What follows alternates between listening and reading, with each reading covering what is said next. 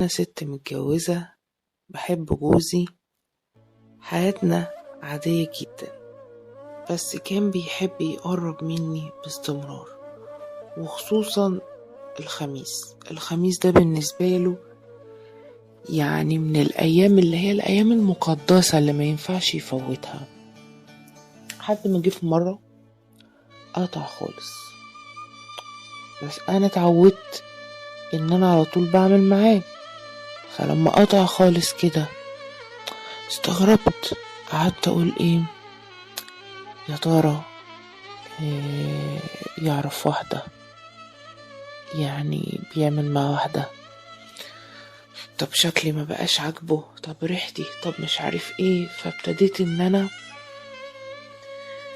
احط برفيوم اكتر، ابتديت ان انا قبل ما يجي على طول بستحمى، بقيت بعمل شعري على طول، بقيت على طول على سنجة 10، وبرضه مفيش فايدة ومشتاقاله يعني. وفي نفس الوقت مش عارفة اعمل ايه، يعني مش عارفة اتصرف معاه ازاي. لحد ما جيت في يوم قلت ما بديهاش بقى، انا هخش عليه كده صريحة، يعني مش هتكسف منه، سواء جوزي يعني هتكسف منه ليه؟ وفعلا فلقيته اتهرب مني ومش عايز. فانا اتجننت، قلت له هو انت بتعرف واحدة عليا؟ قال لي واحدة ايه؟ قلت له انت بتعرف واحدة عليا صح؟ قال لي ولا واحدة ولا اتنين، لا ما اعرفش حد عليكي. قلت له امال في ايه بقى، ايه اللي حصل؟ قال لي مفيش حاجة حصلت، انا بس تعبان ومش في المود ومش عارف ايه، ولقيته بيتهرب مني. طبعا ولعت ودماغي فضلت تودي وتجيب، طب اعمل له ايه، طب اسوي له ايه، طب في ايه، طب انا عملت ايه؟ لحد ما دماغي ساحت، مش ازاي ازهق واتخنق. وهو حس بكده. فلقيته في يوم بالليل بيقول لي يعني الحاجات دي بتبقى عايزة تجديد، وبعد فترة بيحصل فيها فتور، وبنحب دايما ان احنا كرجالة نجدد، وبعدين دي بتبقى حرية وبتبقى متعة وبتبقى مش عارف ايه. المهم ايه، قعد يكلمني في اليوم ده قد كده على أهمية ان الانسان لازم يجدد في الحاجات دي عشان ما يحسش بالملل والروتين.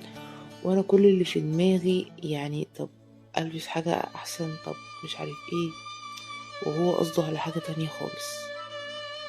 المهم ايه، قلت له طب قولي على اللي انت عايزه وانا هعمله لك. قال لي لا لا لا، مش كل اللي انا عايزه تعمله لي. قلت له والله اي حاجه تطلبها مني في الموضوع ده هعمله، بس ما تقطعش عني كده، يعني ماني انا يعني بني ادمه من لحمه ودم، انت بتعمل معايا كده ليه؟ المهم ايه، سكت وقفل على الموضوع. لقيته في يوم بيقول لي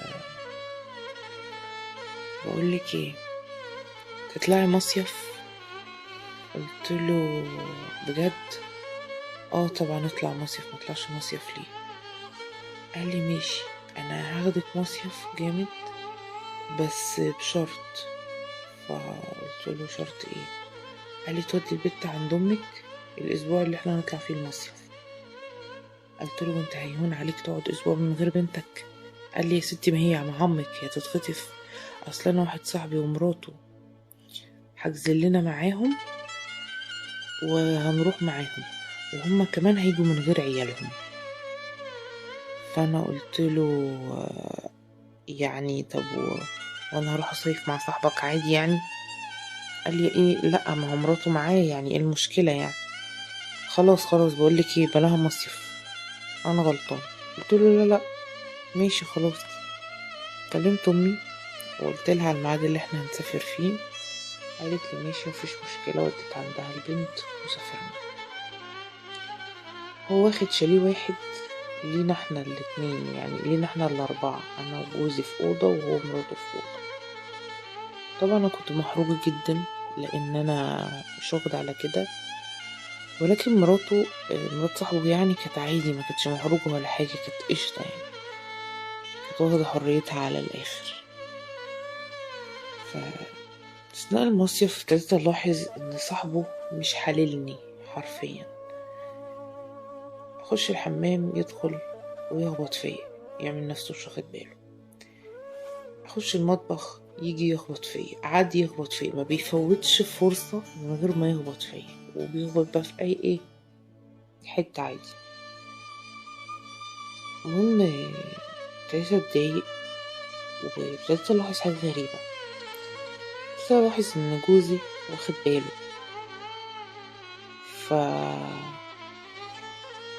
قلت له بقول لك ايه، انا عايزه اتكلم معاك. قال لي ايه؟ قلت له انت بتختبرني ولا ايه؟ انا مش فاهم. قال لي بختبرك ليه؟ قلت له انت مش واخد بالك من صاحبك؟ قال لي صاحبي ماله يعني؟ قلت له مش ملاحظ ان هو ما بيفوتش فرصه غير لما يخبط فيا؟ قال لي هو صاحبي هيسيب مراته الجامده وهيبصلك انتي؟ هو قال الكلمه دي وذبحني حرفيا. يبص لي انا ليه؟ انا مالي؟ انا فيا ايه؟ سمعت الكلمه منه ودخلت الأوضة وقفت قدام المراية. قعدت أبص على شكلي وقعدت أشوف أنا فيا إيه مختلف عن مرات صاحبه. يعني إيه؟ بشعرها عادي خلاص، هعمل شعري وهلبس زي ما هي بتلبس وهطلع أقعد معاهم يمكن يبص عليا.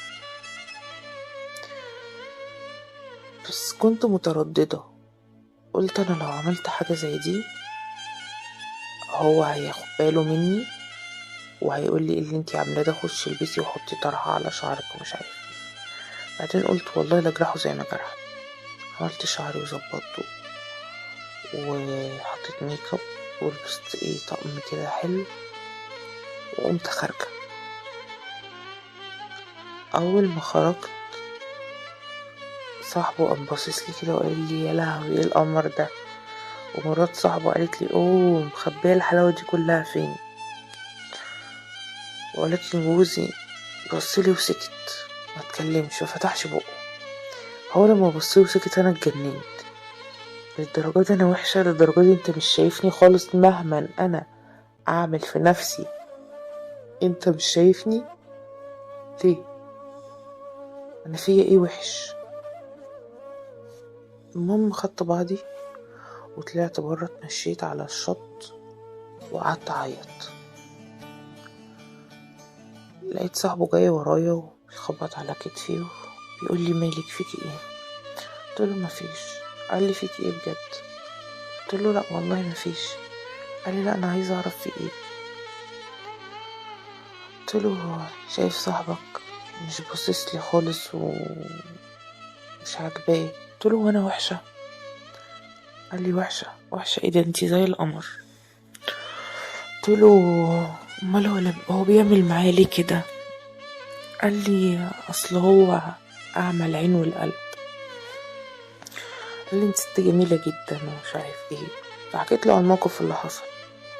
قال لي بصي كل ست وليها جمالها، مش هقولك ان انتي حلوه ومراتي وحشه، لا انتي زي القمر ومراتي زي القمر، كل واحده وليها حلاوتها، بس هو جوزك اللي ما بيفهمش.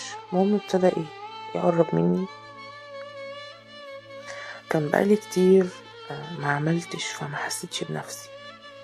عملنا على الشط، الشاليه اللي احنا كنا واخدينه بشط خاص، فعملنا كده. فبعد ما خلصنا اتحركت وعدلت نفسي كده وقلت له يا لهوي مراتك وجوزي يعني يقولوا علينا ايه دلوقتي؟ هما ملهمش ذنب. فضحك وقال لي يقولوا ايه في ايه؟ قلت له على اللي احنا عملناه يعني. قال لي لا ما هما عملوا هما كمان يعني زمانهم، بس يعني زمانهم خلصوا. فقلت له زمانهم خلصوا ايه؟ قال لي خلصوا عملوا زي ما احنا عملنا. انا سمعت كده وجريت على الشاليه زي المجنونه، لقيته بيجري ورايا وماسكني بيقول لي انت رايحه فين؟ قلت له رايحه اشوف الهبل اللي بيحصل ده. قال لي هتروحي تقولي له ايه؟ هتروحي تقولي له ان انت بتعمل ليه مع مرات صاحبك كده؟ طب ما انا عملت معاكي كده يعني. قال لي بصي، من الاخر كده يا اما انت عبيطه يا اما بتستعبطي. قلت له مش فاهمه. قال لي وجوزك يعني قال ان انت مخك تخين، بس انا ما كنتش عارفه ان انت مخك تخين قوي كده يعني، انت لسه ما فهمتيش. قلت له لا مش فاهمه يعني، فهمتيش ايه؟ قال لي حبيبتي جوزك عارف اللي احنا بنعمله دلوقتي وانت فاكره ان هو ما يعرفش. قلت له يا لهوي، يعني انا اتطلق؟ قال لي لا انت غبيه فعلا، انت مش فاهمه. احنا عملنا تبادل. فقلت له ازاي يعني؟ ازاي وهو ازاي يقبل حاجه زي كده؟ قال لي يقبل حاجه زي كده ايه؟ هو انت رفضتي؟ ما انت ما رفضتيش، انت قبلتي. قلت له لا انا مش فاهمه حاجه، انا عايزاك تفهمني. قال لي حبيبتي جوزك كان عايز يفتحك في الموضوع من بدري، وقعد يقول لي لا مش هترضى، مش هينفع ومش عارف ايه. قلت له ايوه طبعا مش هرضى. فضحك. قال لي شكلك هبلة او بتستهبلي، مش ترضي ايه يعني؟ انتي ترضي ان انا وانتي نعمل مع بعض وهو ما يعملش مع حد يعني؟ قلت له لا والله انا انا مش عايزه، انا مش عارفه انا عملت كده ليه في نفسي، مش عارفه. قال لي بس انتي مكبره الموضوع كده ليه؟ مش انتي اتبسطتي؟ قلت له هو انتوا عارفين بقى، انتوا يعني هو ما كانش بيجي جنبي عشان كده. قال لي الله ينور عليكي، وخلاص انتي عرفتي وانا سهلت عليه الموضوع. المهم اداني سجارة. قال لي بقولك اشرب. قلت له ماليش في الدخان والحاجات دي. قال لي بس فسي دماغك شوية، عشان انتي بتقعدي تفكري كتير ومكلكعة، دي هتخليكي ايزي شوية وخليكي تهدي شوية من اللي انتي فيه. مسكت السجارة، نفس في التاني لقيت نفسي بضحك وبهزر ومفرفشة قوي.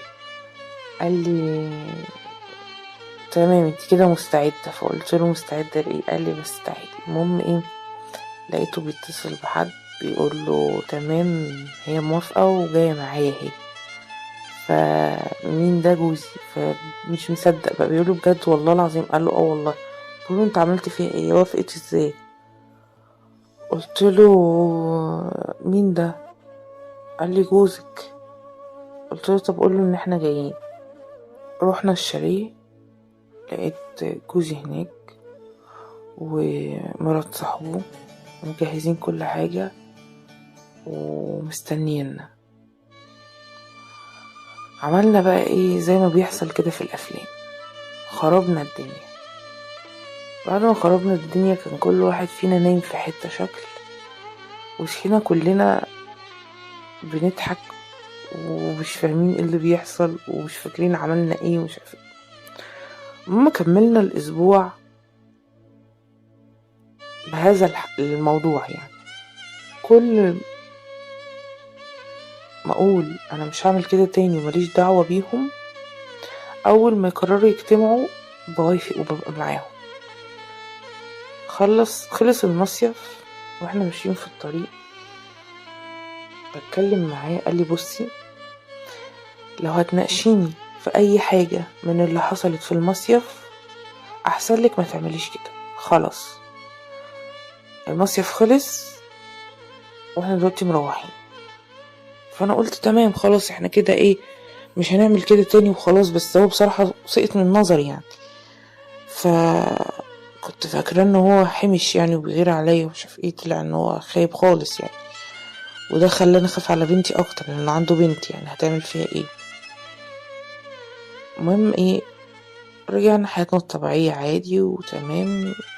جه ميعاد المصيف لقيته بيقول لي في مصيف وهنطلع مع بعض ومش عارف ايه. قلت له لا مش طالعه.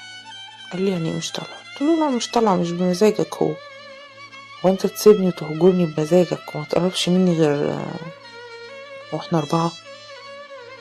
قال لي والله ده اللي عندي. قلت له يعني ايه؟ قال لي يعني بنت الناس هتيجي معانا المصيف وهتمشي دنيتنا ودنيتي هتبقى حلوة. تمام قشطة. مش هتيجي خلاص كل واحد يروح فينا في حاله. انا قلت له يعني هو الموضوع كده يعني؟ قال لي اه. انا بصراحه ما عنديش استعداد ان انا اتطلق، فخدت بعضي ورحت معاه. ولكن انا مش عارفه اعمل ايه. انا عايزاه يوقف الموضوع ده. هو مره في السنه، ما بيحصلش غير في المره دي يعني. بيتنا ما بيحصلش فيه كده. ولكن انا مش مرتاحه، خايفه، حاسه اني بعمل حاجه غلط، ومش عايزه اخرب على نفسي ولا عايزه اخرب على بيتي. وهو عادي عنده استعداد يطلقني ويرميني انا وبنتي ويجيب واحده غيري. انا بقى اروح فين بقى؟ انا اروح فين؟ انا ولا معايا شهاده اشتغل بيها، ولا معايا فلوس، ولا معايا اي حاجه. والاسبوع اللي بسيب البيت ام عمي بتوافق عشان بديلها فلوس. غير كده انا مش عارفه اعمل ايه. مش عارفه اخرب بيتي ولا افضل مجرياه في اللي هو بيعمله ده.